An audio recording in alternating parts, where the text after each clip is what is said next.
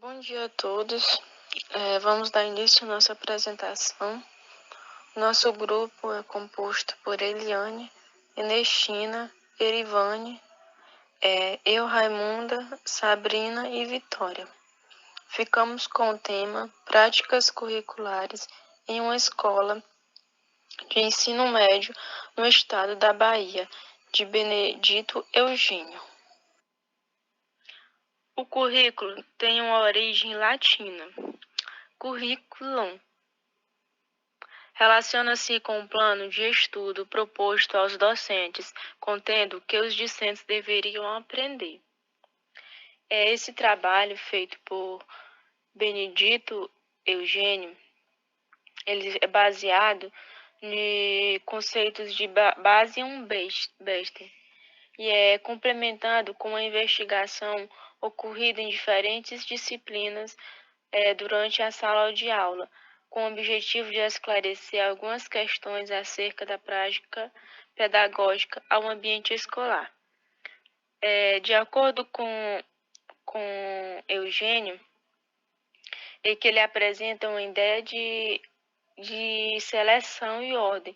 Para facilitar a compreensão dessa temática, ele elabora inicialmente a definição de currículo e complementa com um plano de estudo utilizado para nortear os docentes no que diz respeito aos conteúdos que os alunos deveriam aprender. Nesse aspecto, ele afirma que foi a partir desse momento que o currículo e controle passou a ser um só, e o mesmo passou a ser uma ferramenta de uso para a diferenciação social. As meninas vão complementar mais um pouco à frente. Olá, bom dia a todos. Me chamo Erivane e irei falar um pouco sobre a abordagem metodológica neste artigo.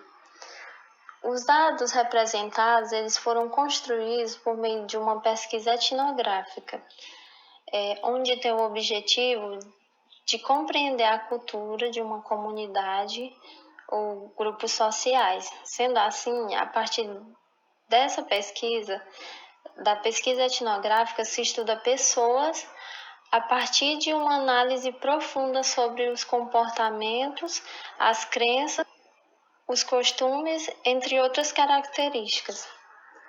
Oliveira, ele aponta que a etnografia não é uma forma de coletar dados.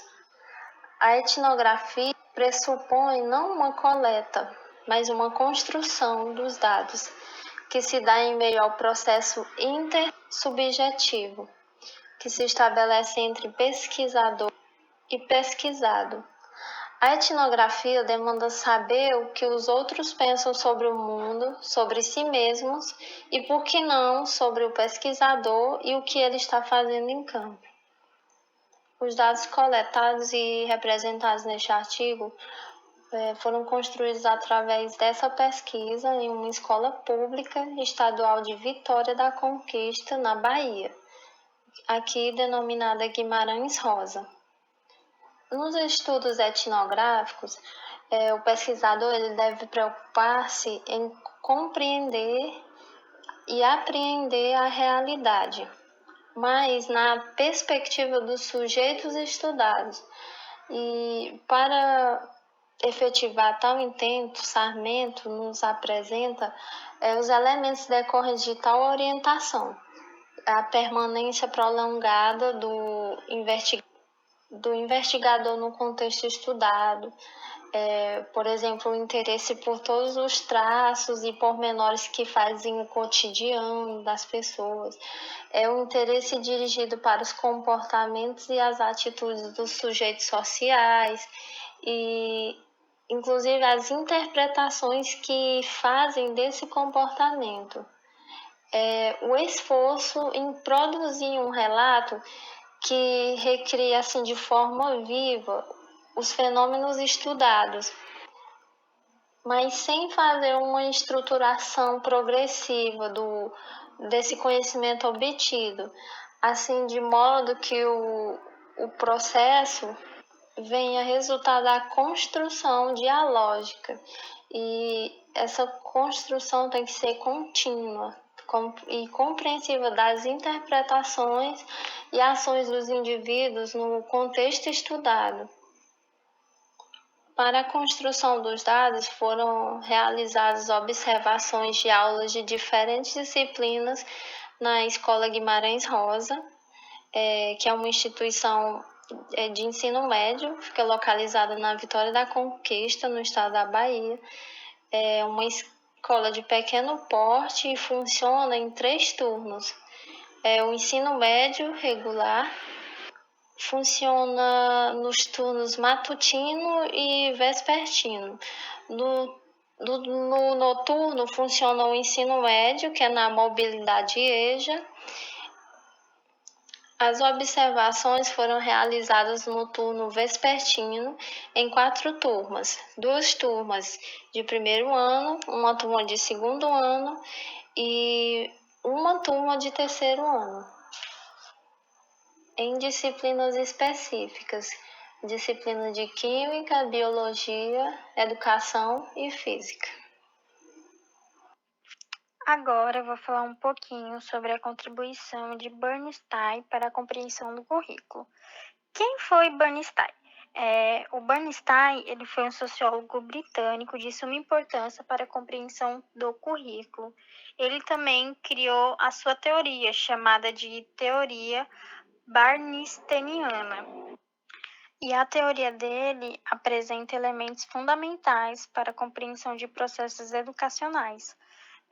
O Bernstein ele considera que as condições sociais que controlam a produção e a reprodução do discurso. O que isso significa?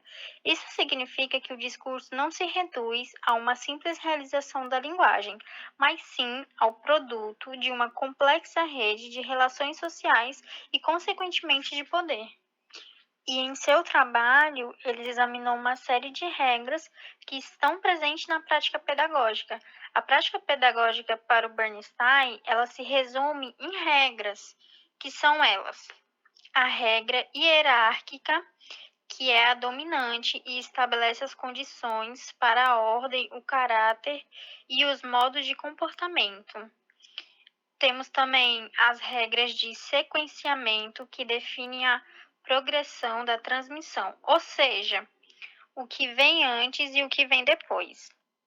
Temos também a regra de compassamento, que define a velocidade esperada para que o aprendizado ocorra e pode ser implícita ou explícita. E por fim, nós temos as regras criteriais, que consiste em avaliar a competência. Essa avaliação, ela baseia-se nas condutas da pessoa, no caráter, no modo de comportamento ou na resolução de um problema.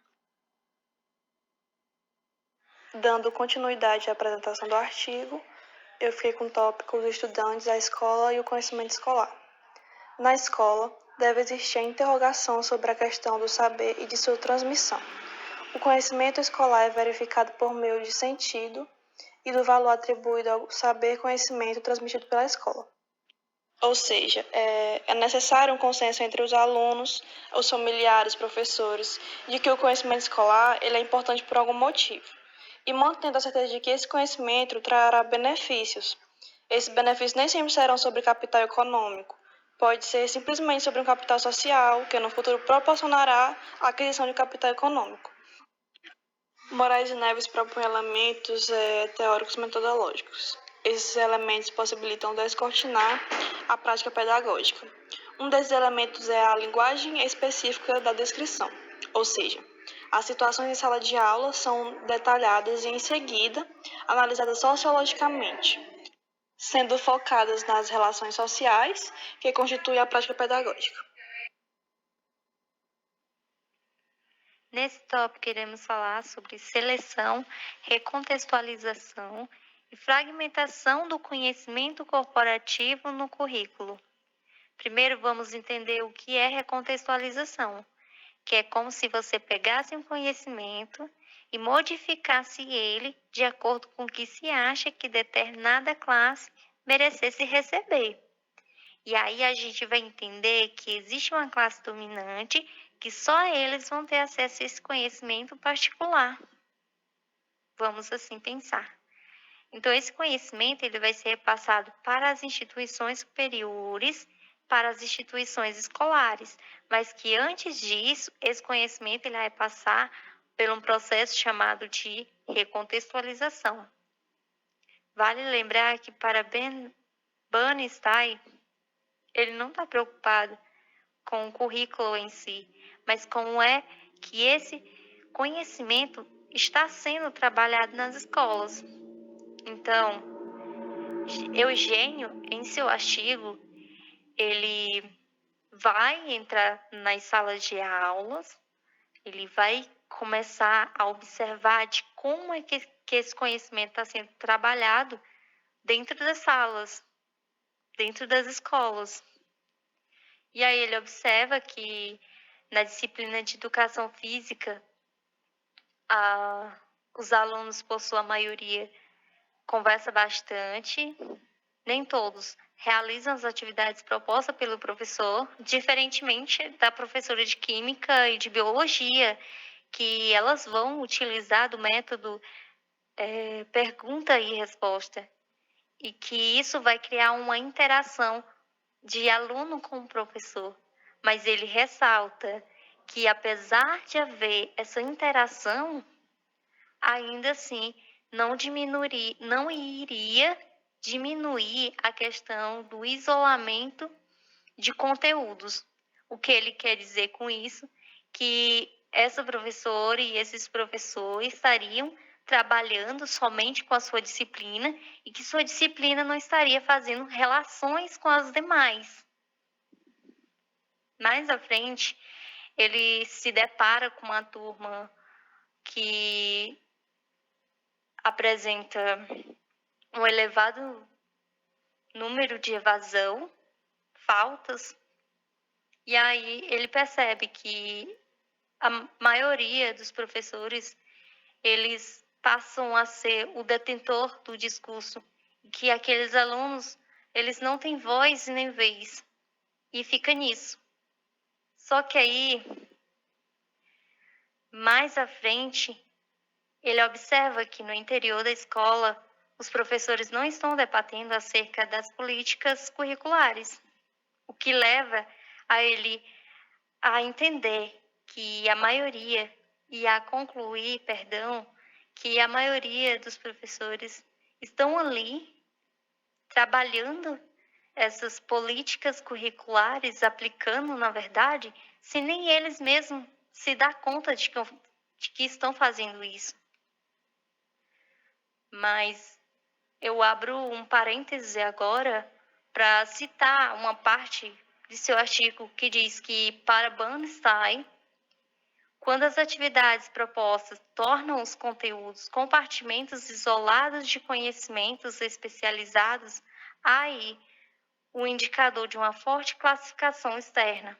E eu volto a dizer que essa classificação externa é isso. O professor está em sala de aula, trabalhar com a sua disciplina, aquele conteúdo não faz relação com as outras disciplinas e fica somente nisso.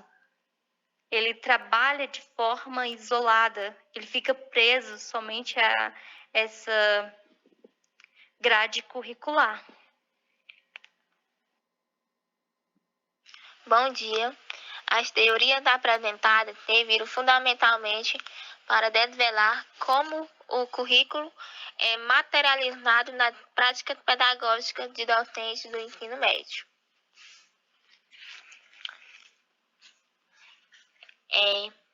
Diante dessas considerações, ele ressalta a necessidade de outras investigações no campo da política curricular sobre propostas de reforma dos sistemas públicos estaduais de educação, particularmente para o nível médio, que é o ensino médio, tendo em vista que propostas curriculares específicas para esse nível de ensino podem ser identificadas em diferentes estados da federação, como Bahia, São Paulo, entre outros. concluímos o nosso trabalho apresentando a vocês a referência trabalhada nesse trabalho. Agradecemos a todos a atenção e tenham um bom dia.